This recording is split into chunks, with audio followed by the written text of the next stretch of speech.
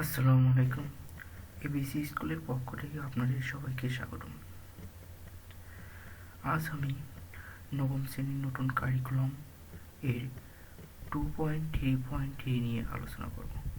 2.3.3 এখানে বলা হয়েছে read the poem before that, read the note on the poet. কবিতাটি পড়ার পূর্বে কবির সম্পর্কে নোটটি পড়ো। এখানে কবির সম্পর্কে একটি নোট দেওয়া আছে, নোটটি আমাদের পড়তে হবে। John Keats 1795-1821 was a celebrated English romantic poet known for his poetry and tragic life. John Keats একজন বিখ্যাত ইংরেজি রোমান্টিক কবি ছিলেন, যা তার কবিতা এবং দুঃখজনক জীবনের জন্য পরিচিত। His poems are renowned for their sensual imagery, exploration of beauty and morality. তার কবিতায় তাদের ইন্দ্রিয়গত চিত্রকল্প এবং সৌন্দর্য, অমরত্বর সৌন্দর্য এক্সপ্লোরেশন নিয়ে জন্য বিখ্যাত ছিল। Due to tuberculosis, this celebrated poet died at the age of 25. যক্ষা রোগের কারণে এই নন্দিত কবি 25 বছর বয়সে মারা যান। His ultimately death robbed literature of a gifted poet whose work continues to captivate readers worldwide. তার অকাল মৃত্যুর একজন প্রতিভা কবির সাহিত্য কেড়ে নিয়েছিল, যার কাজ বিশ্বব্যাপী পাঠকদের বিমোচিত করে চলেছে।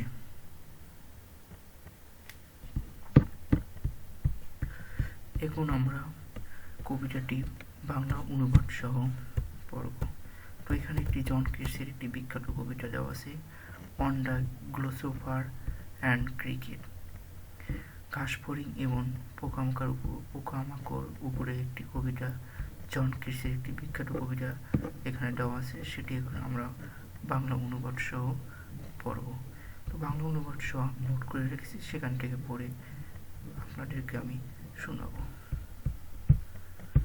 তো এই হয়েছিল কবিতাটি। তো এখানে বলা হয়েছে প্রথম লাইন সেটি বলা হয়েছে যে the poetry of art is never dead.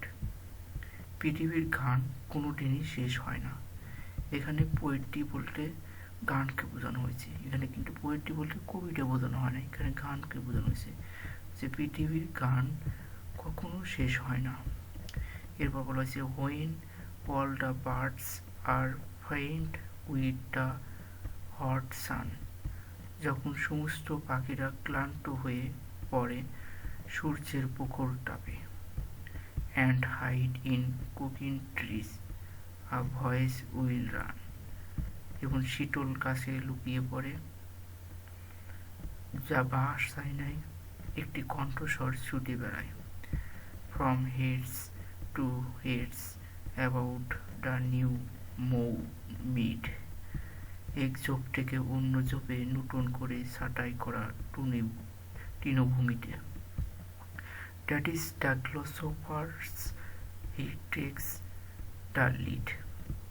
ওটাই সেই কণ্ঠস্বরটাই হলো ঘাসফড়িংয়ের কণ্ঠস্বর, সে প্রধান ভূমিকাই নেয়।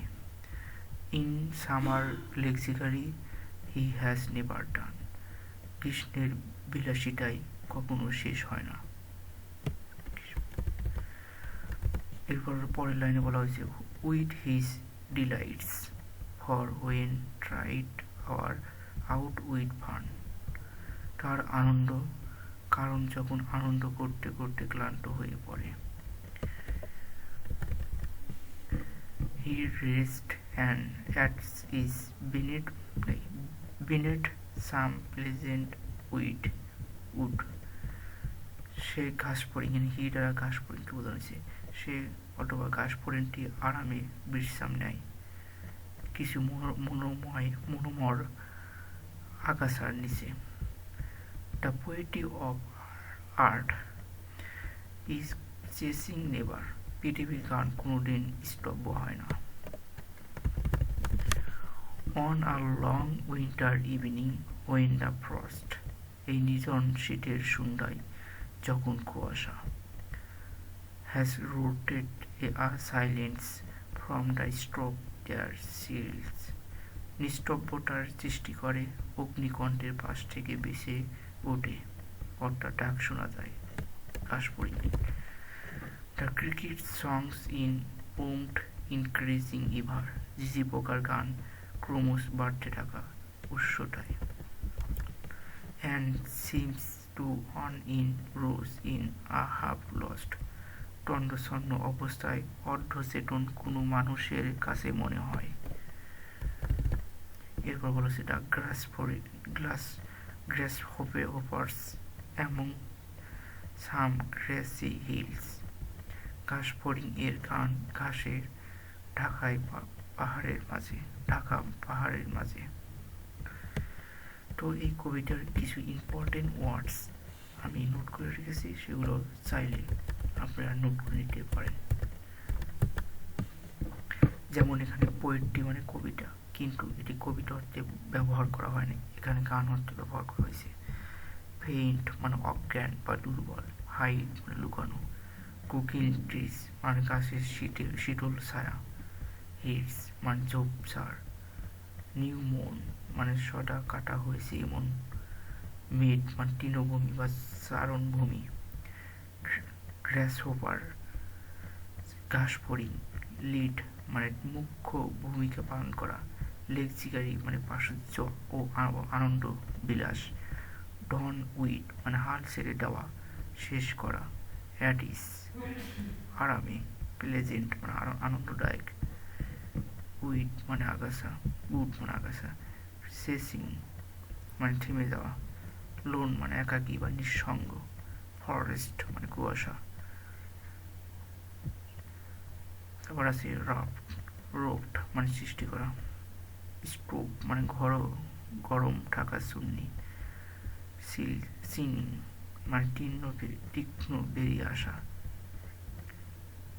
ক্রিকেট মানে ঝিঝি পোকা, মানে উষ্ণ,